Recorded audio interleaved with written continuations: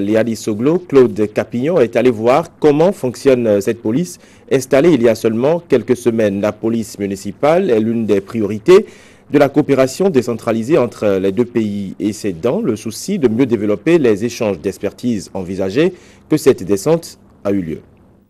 Claude Capillon était à la caserne municipale de Cotonou. Au militaire, revue de troupe. L'accueil porte l'enjeu de la visite.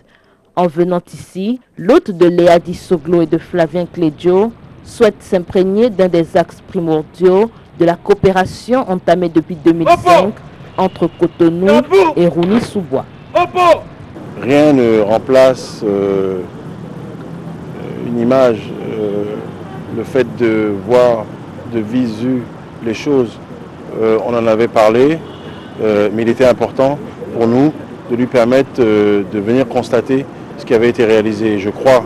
Et il est prêt surtout à nous accompagner dans le reste du chemin qu'il va nous falloir parcourir pour effectivement instaurer une police municipale de qualité citoyenne dans la ville de Cotonou. Lors de cette visite, une brève séance de travail a été tenue.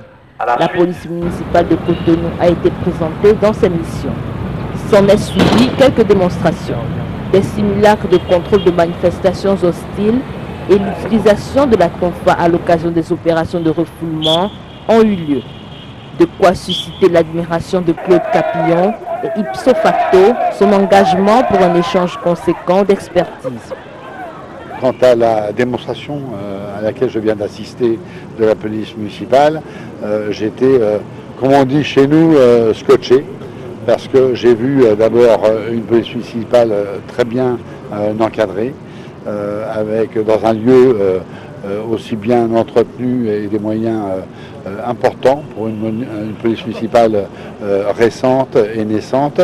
Et puis à travers les discussions que nous avons eues, notamment avec le maire, M. Soglo, nous avons effectivement décidé de travailler ensemble sur les échanges entre nos deux polices municipales, à la fois vraisemblablement entre des échanges de personnel entre les deux villes, peut-être aussi travailler sur la formation. Les idéaux de développement des deux villes portent ainsi clairement l'enjeu de la décentralisation et les 128 policiers municipaux doivent relever le défi.